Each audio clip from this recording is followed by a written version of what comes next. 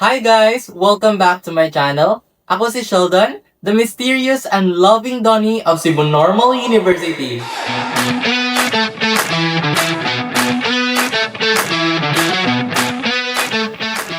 Sa episode na ito, sasagot tayo ng mga tanong tungkol sa mga masining na akdang nagpapahayag ng kaisipan, damdamin, karanasan, at pananaw sa buhay ng tao. Alam mo ba kung ano ito? Tama! Ito ay ang panitikan. Pero teka, huwag ka munang ma-expect ng lecture ha.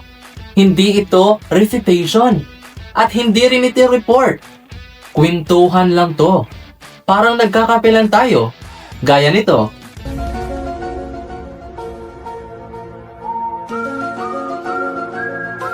Ay! Kape ba to? Kape ba to? Kape ba to? Kape ba to? Kape ba to? Habang nagre-reflect sa buhay. Kaya tara, simulan na natin. Una, ano nga ba ang panitikan para sa akin?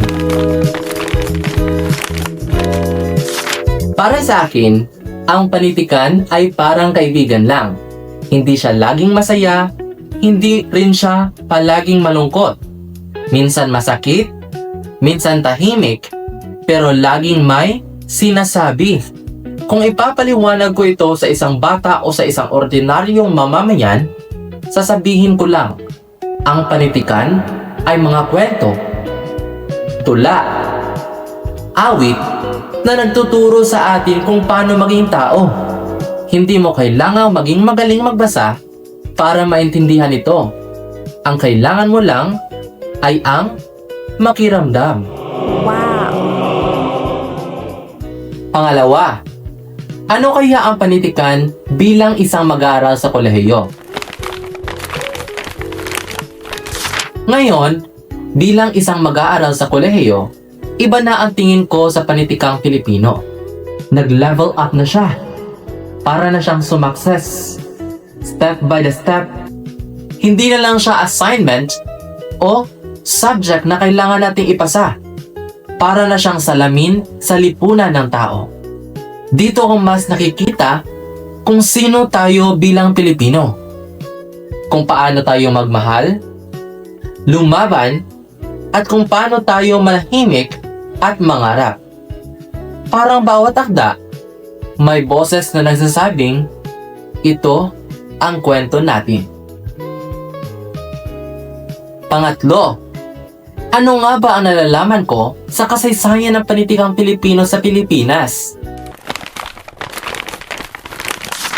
Siyempre, hindi rin mawawala ang konting baliktanaw.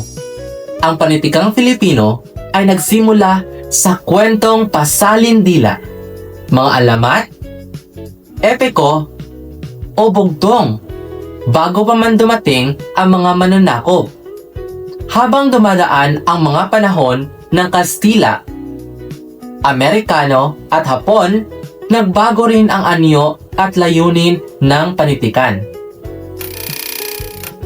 Pang-apat, anong panitikan ang nagustuhan ko sa pag-aaral mula elementarya hanggang kolehiyo?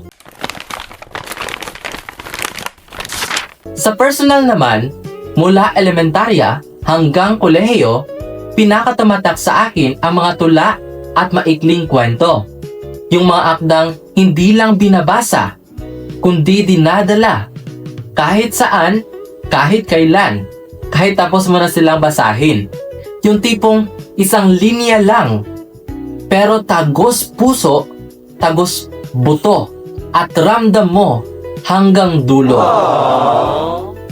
At ang panglimang tanong, nakakatulong ba ang panitikan sa pag-unawa ko sa aking sarili at sa aking lipunan? Oo naman, sobra. Sabi nga ni Benvenido Lombera, ang panitikan ay bunga ng karanasan ng tao sa isang lipunan.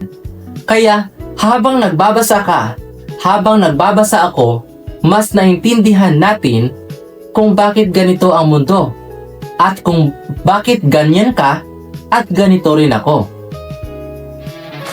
So ayan, ang panitikan Hindi lang siya bahagi ng isang libro. Bahagi rin siya ng buhay ng tao. Kung may natutunan ka man sa video na to, comment down sa comment section. Ako nga po pala si Sheldon, the mysterious and loving Donnie of Cebu Normal University. Kita-kits sa susunod na episode. Bye-bye!